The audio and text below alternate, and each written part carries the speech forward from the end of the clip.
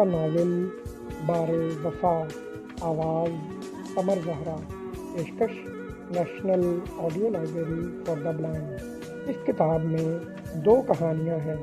اس کتاب کو اسپانسر کیا ہے محمد مبین نے۔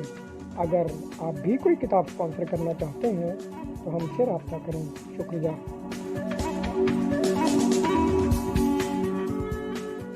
قسط نمبر 12۔ وہ اس روز جب آپ سلطان نگر سے آئے تھے تو کہہ رہے تھے کہ وہ آپ سے شادی کی بات کریں گے۔ میں نے سنا تھا اور امی جان سے بات کر رہے تھے، میری اور آپ کی شادی کی بات۔ اوہ! عبداللہ نے سر پر ہاتھ مارا۔ اب ساری بات اس کی سمجھ میں آئی تھی۔ خالی کپ ٹیبل پر رکھتے ہوئے وہ اٹھا اور ایک گہری نظر اس پر ڈالی۔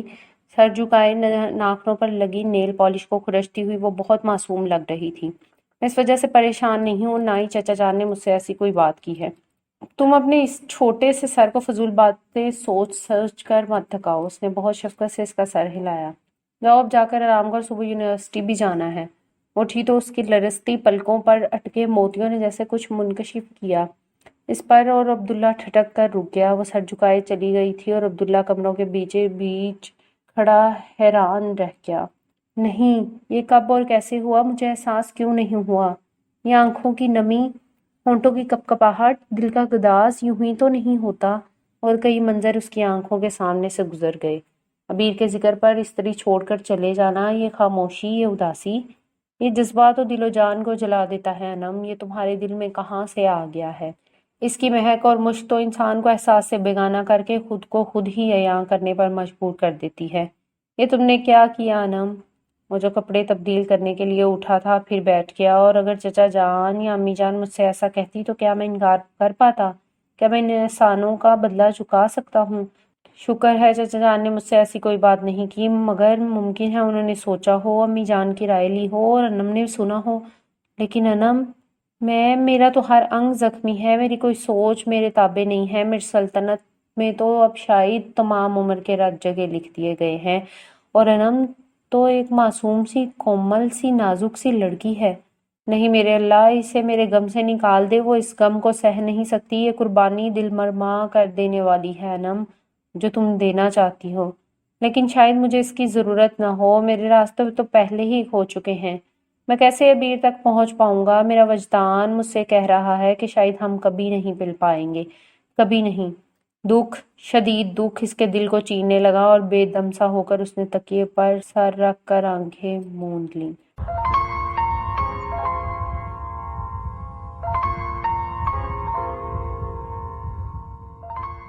عبیر کہاں جا رہی ہو؟ چودھری امتیاز نے اچانک ہی اپنے کمرے سے نکل کر پوچھا۔ عبیر جو چیمبر جانے کے لیے تیار ہو کر نکلی تھی، اس نے مڑ کر انہیں دیکھا اور بتایا کہ وہ چیمبر جا رہی ہے۔ نہیں، تم آج سے کہیں نہیں جاؤ گی، تمہارا شوق پورا ہوا، اب گھر بیٹھو، کل بھائی جان شادی کی تاریخ لینے آ رہے ہیں۔ مگر بابا جان، عبیر نے تڑپ کر انہیں دیکھا، میں نے آپ سے کہا تھا۔ وہ ایک بے وقوفانہ بات تھی، لیکن بابا جان آپ سے مجھ سے کہا تھا کہ آپ سوچیں گے۔ ہاں کہا تھا، کوئی ہم پلا خاندانی لڑکا ہوتا تو شاید میں سوچتا بھی، حالانکہ تب بھی شاید بھائی صاحب ہرگز نہ مانتے۔ انہوں نے بچپن سے ایاز کے لیے کہہ رکھا ہے۔ بابا جان، آنسو نے اس کا حلق سی دیا، میں ایاز کے ساتھ خوش نہیں رہ سکتی۔ کیوں؟ ایاز میں کیا کمی ہے؟ پڑھا لکھا ہے، خوبصورت ہے، خاندانی ہے، امریکہ میں رہ کر بھی اس نے سگریٹ تک پینے کی عادت نہیں ڈالی۔ اور اب جاؤ کمرے میں، مزید کوئی بات نہیں سنوں گا میں تمہاری۔ میری ڈھیل کا یہ مطلب نہیں کہ تم ساری حدیں پھلانگ جاؤ۔ بھائی امتیاز، رابعہ ملک نے جوٹی وی لاؤنج کے صوفے پر خاموش بیٹھی ان کی گفتگو سن رہی تھی، سر اٹھا کر انہیں دیکھا۔ وہ رات ہی اسلام آباد آئی تھی۔ اگر عبیر خوش نہیں ہے ایاز کے ساتھ شادی کرنے پر تو آپ اس کی بات مان لیں۔ میرا بیٹا بھی تو ہے، عبیر کا ہم عمر ہی ہے، انہوں نے انجان بن کر کہا۔ بات تمہارے بیٹے یا ایاز کی نہیں رابی، یہ اس معمولی ماسٹر کے بیٹے سے شادی کرنا چاہتی ہے۔ وہ کیا نام؟ عبداللہ سے، وہاں گاؤں بھی گیا تھا۔ تو اچھا لڑکا ہے عبداللہ، میں ملی تھی، بہت سلجھا ہوا اور رابی، انہوں نے ٹوک دیا۔ کیا تم نہیں جانتی اپنی روایات اور رسولوں کو؟ وہ لڑکا ہماری ٹکر کا ہے، اس قابل ہے کہ وہ ہمارے ساتھ اٹھ بیٹھ سکے، لیکن عبیر اسے پسند کرتی ہے، بات تو اس کی خوشی کی ہے، زندگی تو اس نے گزارنی ہے۔ رابی، غلط سبق مت دو اسے، انہوں نے ڈانٹ دیا۔ تم جانتی ہو یہ ممکن نہیں۔ ہاں اور یہ، انہوں نے عبیر کی طرف اشارہ کیا، اس نے میری محبت اور نرمی سے ناجائز فائدہ اٹھایا ہے۔ ایاز ایک آئیڈیل لڑکا ہے، اس میں کوئی خامی ہوتی برائی ہوتی تب میں بھائی صاحب سے کہتا، لیکن اب اسے اگر ریاض پسند نہیں ہے تو احسن ہے، اسد ہے، چھوٹے بھائی کا خاور ہے، لیکن یہ جس خیال میں ہے اس پر لکیر پھیر دے۔ ایک اسکول ماسٹر کا بیٹا جو ابھی تک ایک بائک تک نہیں خرید سکا، وہ داماد بنے گا چودھری امتیاز خان کا؟ غصے سے تیز تیز چلتے ہوئے واپس بیڈ روم میں چلے گئے اور عبیر بھاگ کر رابعہ ملک سے لپٹ گئی۔ پپھو پپھو میری جان! رابعہ ملک نے اسے گلے لگا لیا اور ہولے ہولے تھپکتی رہیں۔ کافی دیر بعد وہ سنبھلی تو اس نے سر اٹھا کر انہیں دیکھا اور گلو گیر آواز میں بولی، پپھو بابا جان ایسے کیوں کر رہے ہیں؟ وہ تو ایسے نہیں تھے، انہوں نے ہمیشہ میری ہر خواہش پوری کی ہے۔ ہر خواہش پوری کر کے پھر یہ ایک خواہش، یہ ایک آرزو نہیں کرتے یہ لوگ عبیر۔ کیا تم نہیں جانتی تھی؟ کیا تمہیں نہیں پتا تھا اپنے اور اس کے اسٹیٹس کا؟ پھر تم نے اسے کیوں اسیر کیا؟ کیوں کی محبت اس سے؟ محبت تو یہ بے اختیاری عمل ہے پپھو، یہ کوئی پلان بنا کر نہیں کی جاتی، اس میں کوئی منصوبہ بندی نہیں ہوتی پپھو۔ وہ پھر رونے لگی۔ میری جان میں جانتی ہوں، پر تجھے سوچنا تو تھا اس کو، خود کو۔ پپھو محبت تو خوشگمان ہوا کرتی ہے نا، میں بھی یہ گمان رکھتی تھی کہ بابا جان میری بات کبھی نہیں ٹالیں گے۔ مجھے تو تمہارے سے زیادہ اس کا خیال آ رہا ہے عبیر، رابعہ ملک نے افسردگی سے کہا۔ تم کیا کرو گی؟ بہت ہوا تو رو لو گی دن رات اور پھر ایک روز ایاز کی دلہن بن جاؤ گی اور باقی کی عمر منافقانہ زندگی گزارو گی۔ اور وہ اگر راستے کھو بیٹھا، بند گلی کا مسافر بن گیا تو؟ زندگی ہار بیٹھا تو؟ کتنی محبت کرتی ہو تم مجھ سے اور کتنی محبت کرتا ہے وہ تم سے؟ پپھو! اس نے شاکی سی نظروں سے رابعہ ملک کو دیکھا۔ کیا محبت ناپنے کا کوئی پیمانہ ہوتا ہے؟ اگر ہے تو بتائیں مجھے نہیں پتا وہ مجھ سے کتنی محبت کرتا ہے، لیکن اتنا ضرور کرتا ہے پپھو کہ وہ اس محبت کے لیے اپنے باپ کے قاتلوں کو معاف کر دینا چاہتا ہے، وہ قاتل جن کے ظلم کی حد نہیں ہے۔ کیا مطلب؟ رابعہ ملک نے پوچھا۔ پپھو وہ اس مولوی اللہ یار کا بیٹا ہے جس کے خاندان کی عورتوں پر تایا نے ظلم توڑا اور وہ خود مولوی اللہ یار کو مروا دیا۔ لیکن وہ تو بتا رہا تھا کہ اس کے والد کا نام رفیق احمد ہے، اور تب وہ اس حقیقت سے بے خبر تھا خود بھی۔ تو وہ تمہارا بیٹا تھا منصور، تبھی تو اپنا لگا تھا مجھے، تبھی اس کے چہرے کے نقوش مانوس سے لگے تھے کیونکہ ان میں تمہارا عکس تھا، رابعہ ملک نے سوچا۔ لیکن وہ ایسا نہیں کر سکتا، اس ایک لمحے کا تو میں نے برسوں انتظار کیا ہے اور اس کی خاطر تو میں یہاں تک آئی ہوں۔ عبیر، اسے ایسا نہیں کرنا چاہیے، اس محبت کو پانے کی خاطر جسے وہ کبھی بھی نہیں پا سکتا، اسے پیچھے نہیں ہٹنا چاہیے۔ پپھو آپ؟ عبیر نے حیرت سے اسے دیکھا۔ جان کوئی تو ہو ظلم کے خلاف آواز اٹھانے والا، ظلم تو ظلم ہی ہے نا عبیر، چاہے وہ ظلم کرنے والے ہمارے اپنے ہی ہاتھ کیوں نہ ہوں۔ ہمیں اتنا حوصلہ تو ہونا چاہیے نا کہ ہم اپنے ہاتھ کاٹ سکیں، ہماری تاریخ تو حوصلے کی ایسی مثالوں سے بھری ہوئی ہے۔ ہم تو پڑھے لکھے باشعور ہیں، اور اگر ہم ہی ظلم اور برائی کو قبول کر لیں گے تو پھر دوسروں سے کیا گلہ؟ تعلیم نے ہمیں شعور دیا ہے عبیر۔ میں نے تو اس سے کہا تھا پپھو کہ وہ ایسا نہ کرے، لیکن اس نے، اور یہ کل ہی کی تو بات ہے، پھر میری ملاقات نہیں ہوئی اس سے۔ عبیر، تم اس کے پاس لے چلو گی مجھے؟ کیوں پپھو؟ اب تمہیں کیا خبر عبیر کہ میں نے یہ سفر اسی سے ملنے کے لیے تو کیا ہے؟ تم اور بھائی خوش ہو رہے ہو کہ میں پہلی بار اسلام آباد آئی ہوں ان کے گھر، میرا کبھی جی نہیں چاہا یہاں آنے کو، مجھے تو یہاں دلہن بن کر آنا تھا، یہ خواب دیکھا تھا نا میں نے، لیکن اب جو میں آئی ہوں تو… انہوں نے سوچا۔ چلو اٹھو۔ ابھی نے حیرت سے پوچھا۔ ہاں ابھی، لیکن بابا جان تم فون کر کے پتا کرو کہ وہ کہاں ہے، میں بھائی امتیاز سے بات کرتی ہوں۔ رابعہ ملک اٹھ کر سامنے والی بیڈ روم میں چلی گئیں۔ میں ذرا بیر کے ساتھ شاپنگ کے لیے جا رہی ہوں، راولپنڈی باڑے تک جانا ہے، گڑیا کے لیے کچھ لینا تھا۔ ٹھیک ہے جاؤ، لیکن ٹائم پر واپس آ جانا، اور سمجھایا تم نے اس بے وقوف لڑکی کو، اب میں بھلا بھائی صاحب کو نہ کر سکتا ہوں۔ آپ کو اسے آس نہیں دلانا چاہیے تھی نا، اس نے محل کھڑے کر لیے، محل گرے گا تو ملبے سے دھول تو اٹھے گی نا، کچھ دن تو سنبھل جائے گی، آپ فکر نہ کریں۔ مجھے کیا خبر تھی کہ ایاز، میرا خیال تھا دوسرے امریکہ پلٹ نوجوانوں کی طرح وہ بھی ہوگا، کسی میم کو بغل میں دابے آ جائے گا اور اسی رنگ میں رنگا ہوگا، لیکن وہ تو بالکل ویسا ہے جیسے یہاں سے گیا تھا، الٹا اس میں سچائی اور ایمانداری جیسی صفات پیدا ہو گئی ہیں، اور تب بھی میرے ذہن میں یہ نہیں تھا کہ وہ عبداللہ جیسے غریب ماسٹر کے بیٹے۔ نان سینس، ٹھیک ہے تم جاؤ اور اسے اچھی طرح سمجھا دینا سب۔ رابعہ ملک بنا کوئی جواب دیے باہر نکل آئیں اور کچھ ہی دیر بعد وہ اس کے گھر میں اس کے سامنے تھیں۔ رابعہ ملک اور حبیب کو دیکھ کر عبداللہ از حد حیران ہوا تھا۔ میں صرف تم سے ملنے اور بات کرنے کے لیے سلطان نگر سے آئی ہوں، میں آج آپ کو فون کرنے ہی والا تھا کہ میں نے اپنا ارادہ بدل دیا۔ تم اتنے کمزور ارادے کے تو نہیں لگتے تھے۔ زندگی میں کئی ایسے مقام بھی آتے ہیں جب آدمی کے ارادے کمزور پڑ جاتے ہیں، بھلا وہ کتنا ہی مضبوط کیوں نہ ہو۔ افسردگی اس کے لہجے سے ٹپکتی تھی۔ ارادوں کی شکست برداشت کرنے کے لیے بھی تو حوصلے کی ضرورت تھی، اور وہ حوصلہ سے گزرنے کے عمل میں تھا۔ اچھا ہوا کہ آپ بھی یہیں ہیں، مجھے آپ کے ووٹ کی ضرورت پڑے گی۔ اس نے لہجہ خوشگوار بنانے کی کوشش کی۔ میں 1-2 روز میں چچا جان اور امی جان کو ملک ہاؤس بھیجنے والا ہوں۔ نہیں عبداللہ، مت بھیجنا کسی کو، بابا جان نہیں مانیں گے، کبھی بھی نہیں۔ اور میں یہ کبھی نہیں چاہوں گی کہ تمہارے والدین کی بے عزتی ہو، مگر میں نے ہر کوشش کر لی ہے عبداللہ۔ ابھی نے آنسو روکنے کی کوشش کی جو امڈے چلے آ رہے تھے۔ بھائی امتیاز نے اعجاز بھائی کو تاریخ دے دی ہے، رابعہ ملک نے کہہ کر اس کے چہرے کے تاثرات کا جائزہ لیا۔ وہ ساکت بیٹھا، ضبط کی انتہائی منزلوں سے گزر رہا تھا، اور یہی وہ لمحہ تھا جس سے وہ ڈرتا تھا اور جس کی وجہ سے وہ اپنے جذبوں کو خود سے بھی چھپائے پھرتا تھا۔ لیکن پھر ابھی نے صرف اپنے جذبوں کو عیاں نہیں کیا تھا، اس کا بھرم بھی توڑ دیا تھا۔ اس نے زخمی نظروں سے ابیر کو دیکھا۔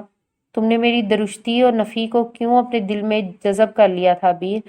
میں نے تمہاری زلفوں کی مہک لینے کی تمنا کر ڈالی، تمہاری کوملتا اور انتہائی پرخلوص کو پا لینا چاہا، اور بھول گیا کہ میں اور تم 2 متضاد کنارے ہیں جو کبھی نہیں مل سکتے۔ ابیر، میں نے تمہاری آنکھوں کی انوکھی دنیا میں اترنا چاہا، تمہارے لب و رخسار کی آگ میں خود کو جلا دینے کی سعی کر بیٹھا۔ میں نے تمہاری اداؤں کو اسیر کرنا چاہا، میں نے تمہاری آغوش میں دھڑکنوں کی تال سننا چاہی، میں نے اپنے کھردرے احساسات کو ریشم ایسی نرمی سے ملفوف کرنا چاہا، اور بھول گیا کہ یہ سب میرے لیے نہیں ہے۔ عبداللہ، زندگی میں سب خواہشیں پوری نہیں ہوتی اور سارے خواب تعبیر نہیں پاتے۔ رابعہ ملک نے اٹھ کر کندھے پر ہاتھ رکھا تو وہ چونکا۔ اسے لگا جیسے وہ بھربھری مٹی کا ڈھیر ہے اور بکھر جائے گا۔ زندگی میں کوئی خواہش پوری نہ ہوتی پھپھو، صرف ایک خواہش پوری ہو جاتی، ایک خواب تعبیر پا جاتا، ابیر نے تڑپ کر کہا، اور آنسو سارے بند توڑ کر رخساروں پر بہہ آئے۔ عبداللہ خالی خالی نظروں سے اسے دیکھ رہا تھا، اور رابعہ ملک نے بھی تو برسوں پہلے چاہا تھا کہ کوئی خواہش پوری نہ ہو، بس یہ خواہش تعبیر پا جائے۔ لیکن وہی یہ خواب تو تعبیر نہیں پاتا جسے زندگی سمجھتے ہیں۔ انہوں نے باری باری دونوں کو دیکھا۔ منصور بھی تو یوں ہی چپ ہو گیا تھا جیسے زندگی اچانک اس کے اندر بھڑک کر بجھ گئی ہو۔ عبداللہ ابھی جس دکھ سے گزر رہا تھا اس میں کچھ کہنا بیکار تھا۔ میں کل آؤں گی عبداللہ اور ابیر، میں باہر گاڑی میں بیٹھی ہوں، تم ریلیکس ہو کر آ جاؤ۔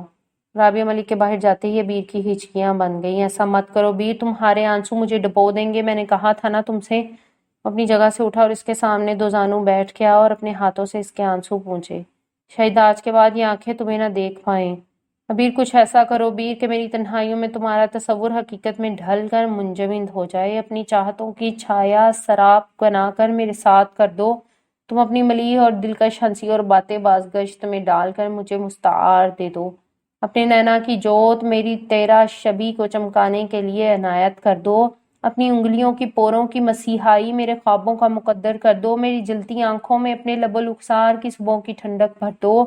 اپنی محبت کی چاندنی کی صرف ایک کرن میرے ہمراہ کر دو، نہیں تو میرا سفر بہت روکش ہو جائے گا۔ کچھ ایسا کرو کہ یہ آسان ہو جائے۔ میرے کانوں میں بہت سی بازگشتیں سنائی دیتی ہیں، چیخیں بن کر گونجتی ہیں، ان میں کچھ نغمئی کا احساس شامل کر دو۔ ابیر، اس نے بہت بکھر کر کہا، آج سب کچھ کہہ دو، کوئی انکہی مت رہنے دو ابیر، وہ سب جو تم نے کبھی نہیں کہا۔ آج کے بعد ہونٹ کچھ نہیں کہیں گے اور کان کچھ نہیں سنیں گے ابیر۔ اور ابیر کو لگا جیسے اگر وہ کچھ دیر اور یوں ہی اس کے سامنے بیٹھا تڑپ تڑپ کر اسے پکارتا رہا تو وہ اس تڑپ سے بکھر کر کھیل کھیل ہو جائے گی۔ اگر وہ کچھ دیر اور رک جائی تو جانے کیا ہو جائے گا۔ وہ یکدم اٹھی اور تقریباً بھاگتی ہوئی اسی باہر گلی میں نکل گئی اور وہ ڈرائنگ روم کے کھلے دروازے کو خالی خالی نظروں سے دیکھنے لگا۔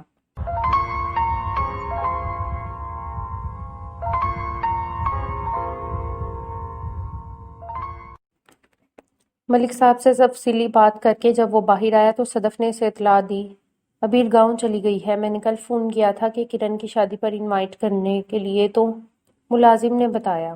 عبداللہ نے کوئی تبصرہ نہیں کیا اور اپنی سیٹ پر جا کر بیٹھ گیا۔ یار وہ رابعہ ملک کا فون نمبر تو دو مجھے، صبح جھنگ جا رہا ہوں، شاید ضرورت پڑ جائے۔ آج ایس پی کا فون آیا تھا، اوپر سے بہت دباؤ پڑ رہا ہے۔ عبداللہ نے والیٹ کھول کر رابعہ ملک کا کارڈ نکال کر اسے دیا تو اس کی نظر اس لفافے پر پڑی جو چند دن پہلے اس نے والیٹ میں رکھا تھا۔ غیر ارادی طور پر اس نے لفافہ کھولا اور اس کی نظریں ایک بار پھر تحریر پر دوڑنے لگیں۔ دانیال، وہ اٹھ کر اس کے پاس جا کھڑا ہوا۔ یہ ایک ایڈریس ہے، مجھے اس کے متعلق معلوم کرنا ہے۔ تم بھی تو اسی علاقے میں رہتے ہو، کہیں آس پاس ہی؟ ہاں دکھاؤ۔ دانیال نے ہاتھ بڑھایا اور پھر چونک کر اسے دیکھا۔ یہ ایڈریس؟ ہاں دانی، یہی ایڈریس۔ مجھے ان صاحب سے ملنا ہے، پتہ نہیں وہ حیات ہیں یا نہیں۔ لیکن دانی، یہ شخص انصر علی فاروقی میرے دادا ہیں۔ میں نے تم سے کہا تھا نا کہ مجھے اپنے عزیزوں کی تلاش سے کوئی دلچسپی نہیں ہے۔ میرے لیے سب کچھ چچا جان اور امی جان ہے۔ میں نے ساری محبتیں انہی سے وصول کی ہیں۔ ماں باپ کی محبت، عزیز رشتہ داروں کی محبت، مجھے کبھی کوئی کمی محسوس نہیں ہوئی۔ مہنیں تھیں جان چھڑکنے والی، ماں ہے فدا ہونے اور ہر دم دعائیں کرنے والی، باپ ہے جو باپ ہی نہیں دوست اور رفیق بھی ہے، جس کی آنکھیں ہر دم شفقت اور محبت لٹاتی ہیں۔ مجھے اس گھر سے کہیں بھی نہیں جانا، لیکن مجھ پر ایک قرض ہے، بوجھ ہے اپنے باپ کی وصیت کا۔ مجھے اس شخص سے مل کر اپنے باپ کے لیے معافی مانگنی ہے۔ دانیال، یہ خط میرے باپ نے آخری لمحوں میں مجھے لکھا تھا۔ پتہ نہیں ان کچلی ہوئی زخمی انگلیوں سے انہوں نے کیسے قلم ہاتھ میں لیا ہوگا۔ پتہ نہیں یہ سب کچھ لکھنے کے پیچھے کون سی شدید آرزو چھپی تھی جس نے ان کی زخمی انگلیوں میں قلم تھما دیا تھا۔ شاید اپنے والدین سے معافی مانگنے کی، شاید۔ بہت سارے آنسوں نے اس کا گلا بند کر دیا تو وہ ایک لمحے کو خاموش ہو گیا۔ دانیال آنکھیں پھاڑے اسے دیکھ رہا تھا۔ اس کا چہرہ کسی اندرونی جوش سے سرخ ہو رہا تھا۔ مجھے رابعہ ملک نے بتایا تھا دانیال کہ ان کی انگلیاں زخمی تھی، بالکل کچلی ہوئی۔ انہوں نے مشکل قلم ہاتھ میں تھاما تھا۔ دانیال نے ایک نظر اس کے چہرے پر ڈالی اور پھر ہاتھ میں پکڑے ہوئے اوراق پر ایڈوکیٹ انصر علی فاروقی اس نے دہرایا اور آخر میں نظر ڈالی، تمہارا والد منصور علی۔ پھر وہ کرسی گھسیٹتا ہوا اٹھا اور خط مٹھی میں دبائے ملک صاحب کے آفس کے دروازے کو دھکیلتا ہوا اندر چلا گیا۔ عبداللہ نے حیرت سے اسے یوں جاتا دیکھا اور سوچا، یہ یکا یک دانیال کو کیا ہوا؟ وہ حیران سا وہیں اس کی کرسی پر بیٹھ گیا اور ٹیبل پر پڑا رابعہ ملک کے فون نمبر والا کارڈ اٹھا کر دراز میں ڈال دیا۔ ملک صاحب نے کہا تھا کہ تمہارے گواہوں کے بارے میں کسی کو بھنک بھی نہیں ملنی چاہیے، ورنہ وہ بھی اپنی زندگی سے ہاتھ کھو بیٹھیں گے اور تم بھی قاتلوں کو سزا نہ دلوا پاؤ گے۔ اس لیے اس نے لاہور سے عبدالقادر کو بلوا کر مامون کے ہاں بھجوا دیا تھا۔ رابعہ ملک کے کہنے پر عبدالقادر گواہی کے لیے تیار ہو گیا تھا۔ نہ صرف چودھری اعجاز کے وارنٹ گرفتاری جاری ہو گئے تھے بلکہ ابھی تک ان کی ضمانت بھی نہ ہوئی تھی۔ ظالم بھی ایک روز منہ کے بل گرتا ہے، یہ اس کا یقین تھا، اور اب وقت آ گیا تھا کہ ظلم کا حساب لیا جائے۔ وہ سارے عرصے میں بہت مصروف رہا تھا، کئی چکر جھنکے لگائے تھے۔ اس نے کئی بار دانیال کے ایس پی دوست سے ملا تھا، غلام دین کی بیوی اور ماں وغیرہ محفوظ تھیں اور عدالت میں پیش ہونے کو تیار۔ چودھری اعجاز نے لاہور کا سب سے بڑا وکیل کیا تھا، لیکن اس سے بھی مضبوط کیس تیار کر رکھا تھا، بچنے کے لیے کوئی راستہ نہ چھوڑا تھا۔ رابعہ ملک اور عبدالقادر کی گواہی ایسی تھی جس پر اسکیل کے فیصلے کا انحصار تھا، اور یہی سب سے مضبوط پوائنٹ تھا اس کے پاس۔ ملک صاحب کے آفس کا دروازہ کھلا تو وہ چونکا۔ دانیال اور ملک صاحب اس کی طرف آ رہے تھے۔ ملک صاحب کے چہرے پر بھی سرخی تھی، وہ حسب معمول احتراماً کھڑا ہو گیا۔ ملک صاحب لمحہ بھر اسے دیکھتے رہے، پھر یکدم ہاتھ پھیلا کر اس کی طرف بڑھے اور اسے اپنے بازوؤں میں بھینچ لیا۔ ارے تم شدت جذبات سے ان کی آواز لڑکھڑا رہی تھی۔ تم مانی کے بیٹے ہو، منصور کے، میرے بھائی کے، تبھی تو اپنے اپنے لگتے تھے۔ اس کی شباہت دکھتی تھی تم میں، لیکن مجھے تو ہر دوسرے بندے میں اس کی شباہت نظر آتی تھی، اس کا گمان ہوتا تھا۔ انہوں نے پوری شدت سے اسے بھینچ رکھا تھا۔ Daddy please relax. دانیال نے ان کے کندھے پر ہاتھ رکھے۔ دانی، انہوں نے عبداللہ کو الگ کرتے ہوئے اس کی پیشانی چومی اور پھر دانیال کی طرف دیکھا۔ دانی، آج تم نے میری آس توڑ دی، میری امید ختم کر دی۔ میری ہر صبح کا آغاز اس امید سے ہوتا تھا کہ شاید آج مانی پلٹ آئے، لوٹ آئے، کبھی تو اسے ہم یاد آئیں گے، اپنا بھائی یاد آئے گا جس کو وہ اپنا دوست سمجھتا تھا۔ لیکن دانی، تم نے دانیال کو گلے لگایا اور رونے لگے۔ ریلیکس راڈی پلیز، دیکھے نا یہ عبداللہ ہے، ان کا عکس، آپ کا خون، آپ کے مانی کا بیٹا۔ وہ ہولے ہولے سنبھل گئے اور ایک بار پھر عبداللہ کو گلے لگا کر اس کی پیشانی چومی۔ عبداللہ ابھی تک حیرت زدہ تھا۔ بیٹھو بیٹھو۔ دوسری کرسی کھینچ کر اس کے سامنے بیٹھتے ہوئے انہوں نے عبداللہ کی طرف دیکھا۔ مگر میرا انصر علی فاروقی میرے والد ہیں، ہم 3 بہن بھائی تھے، سب سے بڑی آپا، پھر میں، اور مجھ سے چھوٹا منصور۔ وہ مجھ سے 4 سال چھوٹا تھا اور مجھے اس سے بہت محبت تھی، بہت۔ عبداللہ اپنی ایک کلاس فیلو سے شادی کرنا چاہتا تھا۔ پاپا اور ماما کئی بار جھولی پھیلا کر اس کے گھر گئے، لیکن ادھر سے ہر بار صاف انکار ہو گیا۔ مانی بہت اپسیٹ تھا، کتنے ہی روز وہ گھر پر پڑا رہا، خاموش، نہ کسی سے بات کرتا تھا، نہ بولتا تھا، خاموش چپ چاپ اپنے کمرے میں پڑا رہتا۔ ہمارا خیال تھا صدمہ گہرا ہے، سنبھلنے میں وقت لگے گا، وہ تھا بھی تو بہت حساس، بہت چھوٹے دل کا، کسی کی ذرا سی بھی تکلیف برداشت نہ کر پاتا تھا۔ ایک بار بچپن میں ایک بلی کو زخمی دیکھ کر گھنٹوں بے چین رہا تھا، بار بار مجھ سے کہتا تھا بھیا اس سے بہت تکلیف ہو رہی ہوگی، اسے کوئی ٹیبلٹ دے دیں۔ پھر اتنا بڑا دکھ، اتنا بڑا صدمہ کیسے برداشت کرتا؟ نہیں برداشت کر سکا تو خفا ہو گیا، خود سے اپنے آپ سے ناراض ہو گیا۔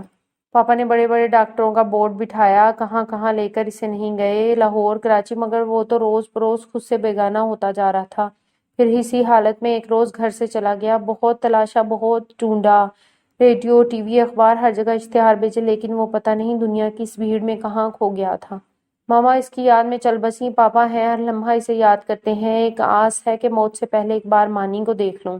اس لیے تو اتنے شدید ہارٹ اٹیک کے بعد بھی اٹھ بیٹھے ہیں، اور آج میں جب جا کر بتاؤں گا انہیں پاپا آپ کا مانی اب کبھی نہیں آئے گا، اس نے تو برسوں پہلے یہ دنیا چھوڑ دی تھی، تو ان کے دل پر کیا گزرے گی عبداللہ، کیا؟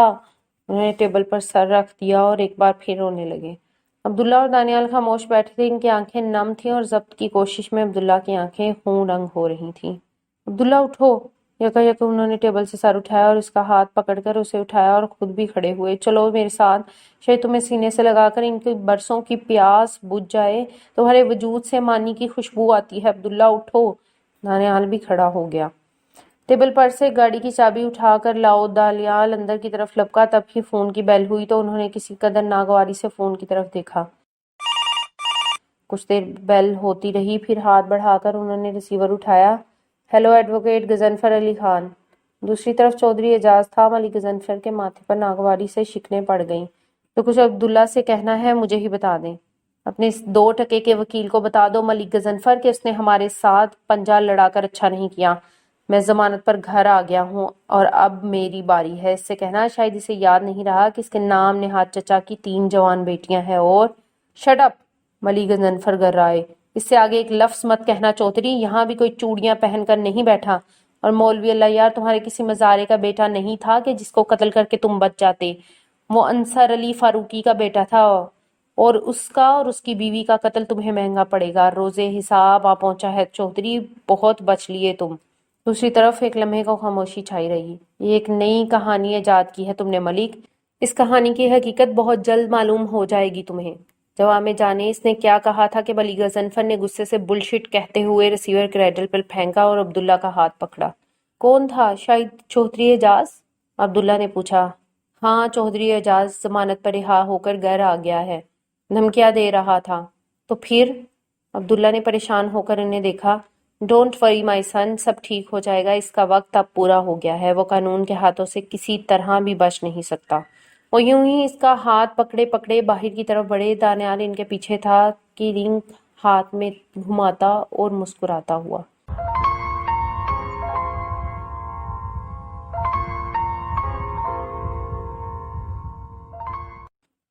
عبداللہ بیٹا کیا مصروف ہو؟ ماسٹر شفیق احمد نے عبداللہ کے کمرے میں داخل ہوتے ہوئے پوچھا۔ نہیں کوئی خاص نہیں، آئیے چچا جان۔ عبداللہ نے جو اسلامی فقہ کا مطالعہ کر رہا تھا کتاب ایک طرف رکھتے ہوئے کہا۔ ماسٹر شفیق احمد بیٹھ کے ساتھ بڑی کرسی پر بیٹھ گئے۔ بیٹا تمہارا کیس کہاں تک پہنچا؟ بس چچا جان، انشاءاللہ اگلی پیشی میں فیصلہ ہو جائے گا، گواہیاں تو اس بار ہو گئیں۔ رابعہ ملک کی گواہی اور بیان نے تو مہر ثبت کر دی، انہوں نے بغیر کسی خوف اور جھجک کے اپنا بیان ریکارڈ کروایا، اور عبدالقادر نے بھی گواہی دی ہے۔ لوگوں کو کافی حوصلہ ہوا ہے اس سے، اگر ضرورت پڑی تو 1-2 گواہ اور بھی مل سکتے ہیں۔ بیٹا تمہاری امی جان کی خواہش تھی کہ تمہاری شادی کر دی جائے، پہلے تو ہمارا خیال تھا۔ جی چچا جان کہیے۔ یہ کہ تم اور انم، بیٹا میں نے بہت پہلے سوچا تھا کہ تمہاری اور انم کی شادی، لیکن اب جب کہ تمہیں اپنے عزیز و قریب مل گئے ہیں تم ان سے پوچھ لو، ہمارے دادا ہیں، چچا ہیں، جو فیصلہ وہ کریں، جہاں بھی جو بھی لڑکی پسند کریں گے تمہارے لیے، ہم تو بس اس گھر میں بہو لانا چاہتے ہیں، تمہاری خوشی۔ چچا جان، عبداللہ نے محبت سے ان کے ہاتھ تھامے، میرے متعلق ہر فیصلہ آپ نے ہی کرنا ہے، یہ اختیار صرف آپ کو ہے، آپ نے میرے لیے جو سوچا ہے اچھا ہی سوچا ہوگا، مجھے آپ کا فیصلہ قبول ہے، لیکن چچا جان پلیز، ابھی انم کا ماسٹر مکمل نہیں ہوا، مجھے سیٹل ہونے کے لیے تھوڑا وقت چاہیے، امی جان کچھ رونق بپا کرنا چاہتی ہیں تو اس کیس کا فیصلہ ہو جائے تو منگنی کا فنکشن ارینج کر لیں، آپ کو مجھ پر اعتبار نہیں تو نکاح کر دیں، لیکن رخصتی ابھی نہیں۔ نہیں نہیں، ایسی بات نہیں ہے بیٹا، بھلا تم پر اعتبار نہیں ہوگا تو کس پر ہوگا؟ میں تو یہ سوچ رہا تھا کہ شاید تمہارے تایا ایک غریب ماسٹر کی بیٹی سے۔ چچا جان، عبداللہ نے انہیں ٹوکا۔ میں بھی تو ایک غریب ماسٹر کا ہی بیٹا ہوں، آپ ایسی باتیں مت کیا کریں، مجھے تکلیف ہوتی ہے۔ میں تم پر جتنا بھی فخر کروں کم ہے۔ ماسٹر شفیق احمد کھڑے ہو گئے، ان کی آنکھیں آنسوؤں سے بھری تھیں۔ اچھا تم پڑھو، میں نے ڈسٹرب کر دیا تمہیں۔ ڈسٹرب تو وہ ہو ہی گیا تھا۔ ماسٹر شفیق احمد کے جانے کے بعد اس نے کتاب بند کر کے آنکھیں موند کر ٹیک لگا لی۔ عبیر، ایک سسکی سسکے لبوں سے نکلی، تو اب مجھے اپنے تڑپنے کو پھر تعمیر کرنا ہے، مجھے اب پھر سنگ تراشی کرنا ہے زخمی انگلیوں اور فغار دل کے ساتھ، مجھے اپنے کشور دل کی ہر فصیل کو پھر سے بنانا اور تراشنا ہے۔ میں یہ کیسے کر پاؤں گا؟ کیسے تمہاری یادوں کے گرد دیوار چن سکوں گا؟ کتنے نوکیلے، کاٹدار اور پتھریلے راستوں پر چل کر کہکشاں سچانی ہوگی عبیر۔ کاش میں با اختیار ہوتا، مجھے اپنے اوپر اختیار ہوتا تو تمام عمر کے رت جگہ اپنی تقدیر کر لیتا۔ ہر شام کی سرخی میں تمہاری یاد کے پرتو دیکھتا، ہر صبح کی کرن میں تمہارا تصور مہکاتا۔ لیکن عبیر، میں کیا کروں؟ میں چچا جان اور امی جان کے دل کی خوشی کو قتل نہیں کر سکتا۔ یہ بار وفا مجھے اٹھانا ہی ہے عبیر۔ میں احسان فراموش نہیں کہلانا چاہتا، مجھے ان محبتوں کا قرض ادا کرنا ہوگا عبیر، جنہیں اب تک میں جھولیاں بھر بھر کر سمیٹتا رہا۔ میں نے تو تمہاری آغوش میں دھڑکنوں کی تال سننا چاہی تھی، میں تو تمہاری موجودگی سے انجمن سجانا چاہی تھی، لیکن سب خواب تعبیر نہیں ہوتے عبیر۔ جانے کیسے کٹے گی شب زندگی اور کیسے اٹھے گا یہ بار وفا۔ یہ دودھ، انم جانے کب بنا آہٹ کیے اندر آ گئی تھی۔ اس نے چونک کر آنکھیں کھول دی اور دل کا درد چھپا کر مسکرایا۔ آؤ انم بیٹھو، آپ کچھ سوچ رہے تھے شاید۔ ہاں شاید۔ اس نے انم کی طرف دیکھا، اور کتنے دنوں سے یہ ہونٹ مسکرائے نہیں اور ان آنکھوں میں اداسیاں ڈیرا جمائے بیٹھی ہیں۔ میں تمہارا دکھ سمجھتا ہوں انم، تم مجھے کھو دینے کے کرب سے گزر رہی ہو اور اس بات سے بے خبر ہو کہ کوئی ہاتھ یوں ہی اٹھے رہیں کہیں بن دعا کہ ملے کوئی۔ انم، تمہیں پتا ہے امی جان اور چچا جان مجھے اور تمہاری ایک بندھن میں باندھنے کا سوچ رہے ہیں۔ میں نے چچا جان سے کہا ہے کہ انم کے ماسٹرز کرنے کے بعد۔ میں نے صحیح کہا نا؟ انم کی آنکھوں میں پہلے یکدم حیرت اتری، پھر ایک ساتھ ہزاروں کرمے کے شب جل اٹھے اور رخساروں پر شفق پھیل گئی اور پلکیں بھوجل ہو کر جھک گئی۔ کہو نا، ٹھیک کہا نا؟ تمہیں کوئی اعتراض تو نہیں ہے انم؟ انم کی پلکیں اور جھک گئی، رخسار دہک اٹھے۔ خدا نے بن مانگے ہی اس کی جولی ستاروں سے بھر دی تھی۔ کیا تمہیں میری رفاقت منظور نہیں انو؟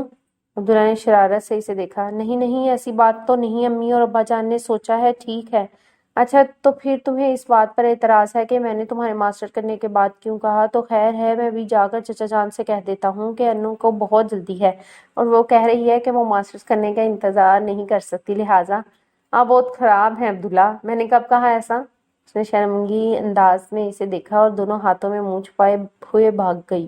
عبداللہ کے ہونٹوں پر مدھم سی مسکراہٹ ابھری اور ساتھ ہی دو آنسو آنکھوں کے کونوں پر آ کر ٹھہر گئے اور انگلی کی پور سے انہیں پونچھتے ہوئے اس نے پھر آنکھیں موندتے ہوئے تکیے پر سر رکھ دیا۔